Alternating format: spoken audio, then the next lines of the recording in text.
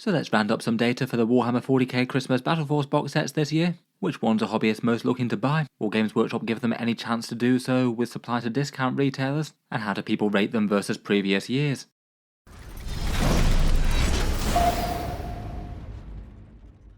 Hello and welcome back to Warspets Tactics, where this weekend it's Battleforce launch weekend, one of Games Workshop's bigger releases of the year, with 5 40k things on offer. There may be a slightly more muted reception to some of these ones compared with normal, as we'll talk about in a second. These things will be going up for pre-order on the 16th of November, with the general release in stores on the 30th of November, so generally going live around about 12 hours or so when this video comes out, times varying a bit depending on where you live around the world. The Battleforce prices are maybe a little bit higher than people might have wanted, $240, 290 Canadian, 190 euros or 150 pounds. I've not seen the Australian prices still yet, but somewhere in the region of 400 to 410. It does mean that the discounts are maybe a little bit more borderline than some of Games Workshop's Battleforce box sets in the past, around about 36% off for the Dark Angels, but more like around 28 to 30% for most of the rest, which maybe does take the shine off them a little bit for some people, though it still seems that a couple of them are going to be quite popular. Firstly, I asked you guys as to whether you thought the ones in 2023 were better than the ones this year, and it seemed there wasn't really too much debate about that. 22% thought they were sort of about the same in terms of quality, only 4% thought the 2024 ones were better, whereas 74% of people thought that the Battleforce offerings in 2023 outcompeted them. There were quite a lot of good deals that year, I thought. The World Eaters one was very popular. The Orcs Votan and Tyranids I think were all very useful in their own ways. The Guard one may be a tiny bit more niche. The only one that people didn't really have all that much enthusiasm about was the Space Marine one with its overabundance of jump infantry. As we'll see, it's mainly the Dark Angels box carrying the heavy lifting for good feels this year. I was interested to take a slightly closer look at the numbers for whether or not people are looking to buy at discount or not. When Games Workshop puts these up for pre-orders, they'll both be available at third-party discount retailers for around about 15% off or so, or through their web store. Generally for really big discount box sets, the web store ones can be pretty viable if you can't find the one that you want at a discount retailer. Though I feel like given the slightly low discounts on this one, going through Games Workshop Direct does mean that you have kind of marginal savings. Say for example if you bought the 4 kits in the Tower Empire box, that'd cost $335 separately, saving 29% on buying them from Games Workshop if you bought via the Christmas Battleforce. But if you could only buy that through the Warhammer web store, you're kind of weighing up $240 versus the $284 it'd cost to buy those kits via a 15% discount retailer. So it only adds up to a slightly meagre 15% saving in that case. The numbers could be even worse for the various other places around the world where you might be able to get a 20% discount off the Tau kits. At that kind of price, I feel like it really is kind of borderline versus just getting the exact kits that you want from a discount supplier, unless the Battleforce happens to have the absolute exact things that you want or need. I thought I'd ask people that question in a poll, and it does seem that the vast majority of people who are looking to land a Battleforce are only going to pick one up if they can get it at discount, but if they can only buy via the Warhammer web store, they're going to leave it on the shelf. It was 40% versus 14% on that split there. As ever, if you were looking to pick up at discount, the channel's got a whole bunch of discount affiliate links in the video description. A few good examples of those stores around the world that also help to support the channel if you buy anything through them. Element Games in the UK for 15% off, Gap Games in Australia for 21, Fenris Workshop in Canada for 10, Wargame Portal in the USA for 15, and Tash and Geldeep in Germany and the EU, usually for 20% off pre-orders and 16% off most other stuff. A big thanks to anyone picking things up through those and helping support the channel in the process. There's plenty of other good discount retailers, of course.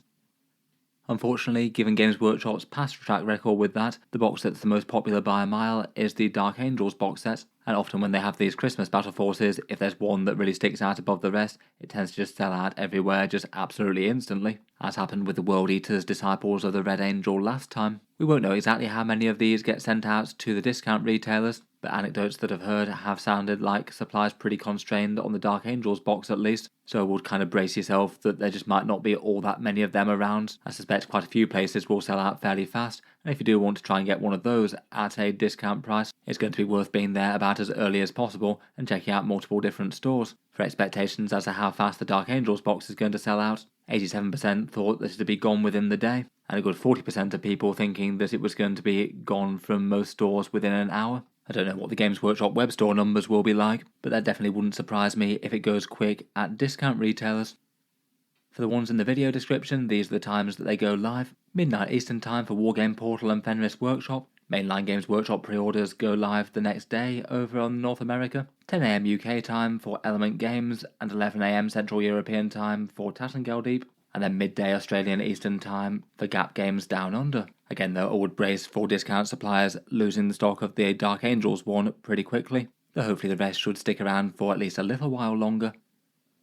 Let's go through the box sets for a very brief reminder before going on to some channel polls. We've got the Adeptus Sororitas one in the Penitent Crusader host. That's got a Minister and Priest, 10 Repention, 10 Arco-Flagellants, 2 Penitent Engines and 2 Rhinos, a theoretical discount of around about 32%, and around about 680 points in the box. Not awful if you wanted these specific units, but reception has been muted given that it doesn't really focus on the core of the Sisters' army, no regular infantry in power armour, and the units don't really tend to be super central in game either. For the Necrons, we've got their Hypercrypt Legion, this one dominated by the Catan Shard of the Void Dragon. Then as well there's an Overlord with Translocation Shroud, 10 Warriors and 3 Scarabs, and 10 Lich Guard that you could also build as Triarch Praetorians.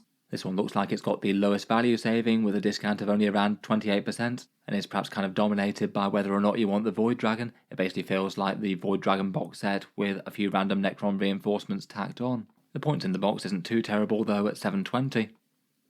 The Tau Empire have their Retaliation Cadre, a Battlesuit Commander kit, a Riptide Ghost Kill and Broadside, a discount of around about 29%, so another one on the slightly lower end. This one's a weird one, both only having 4 models and only about 515 points in the box, both of which feel lackluster, but at the same time all these are pretty useful models for Tau at the moment. Plus it's kind of nice not to go too heavy on one thing, which could be a generally good reinforcement package, or I guess a big start to a Retaliation Cadre army.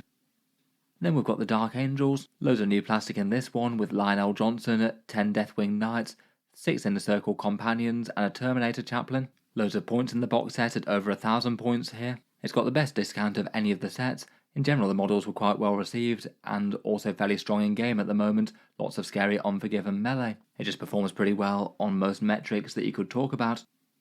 Finally for the 40k one we've got the Imperial Knights, one Questoris Knight that can only build the Erranton Paladin and is missing the sprues for the top Carapace weapon and the Canis Rex upgrades. It doesn't have the Thunderstrike Gauntlet either, and then 2 sets of 2 armigers that can be built as either Warglaves or Helverins. With a bit of rough napkin math, it means that the discount on this one is kind of extra low once you've taken into account the value of the sprues that Games Workshop have removed. It's more like 22% off, doing a bit of rough napkin math for how the sprues tend to resell on eBay and the like, but absolutely still does get you a big chunk of points on the battlefield, around about 1,000 points, and as it goes a fairly good balance of units for Imperial Knights to start with, even if the big knight's going to be less flexible. You could potentially combine it with another Questoris Knight purchase and magnetize up all the options and you still have a fair amount of flexibility between the two of them.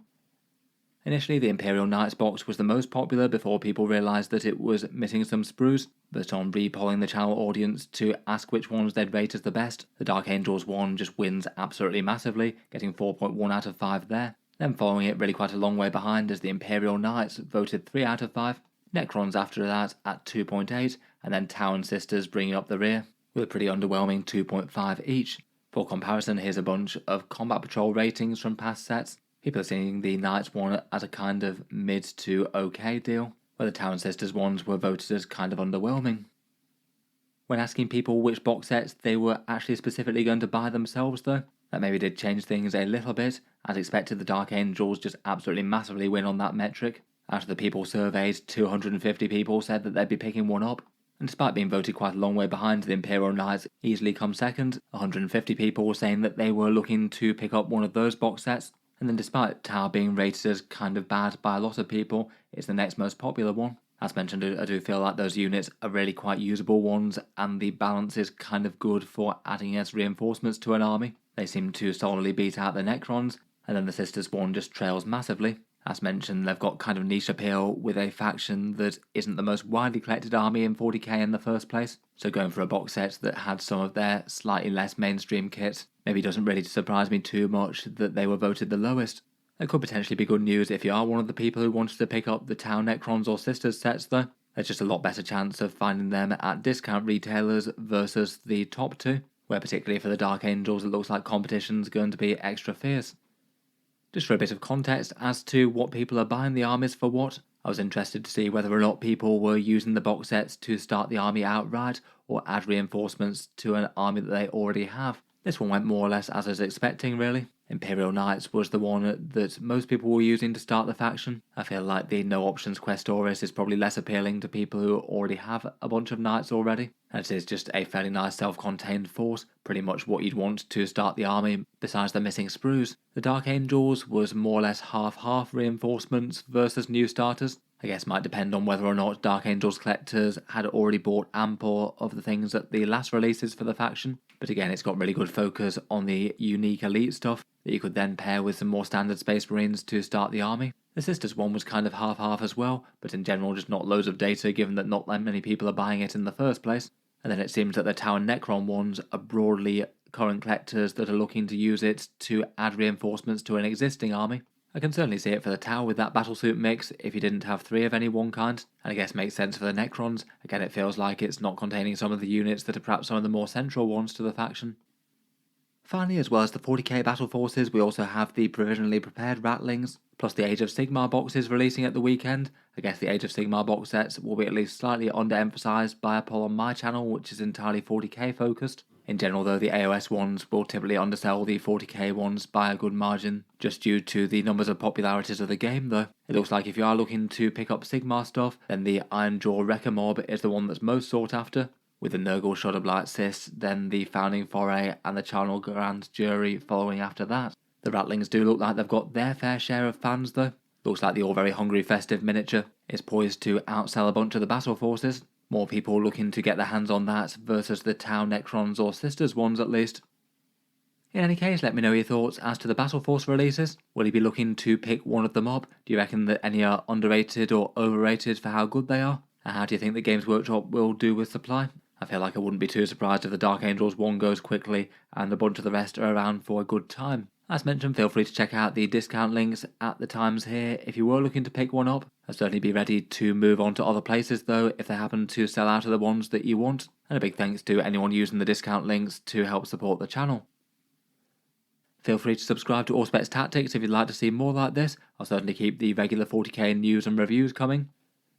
And otherwise, if you'd like to support the channel more directly, there's also the Patreon page as well. You can find that linked in the video description if you'd like to help keep these videos coming. Channel patrons do get a fair few advantages, seeing certain videos early, regular votes to see what sort of things happen next on the channel, and automatic entry into the regular prize giveaways with a chance to win some big model kits each month. If any of that sounds good to you, or you'd just like to help support, the link is down in the video description. In any case, a massive thank you for listening, and I'll hope to see you guys next time.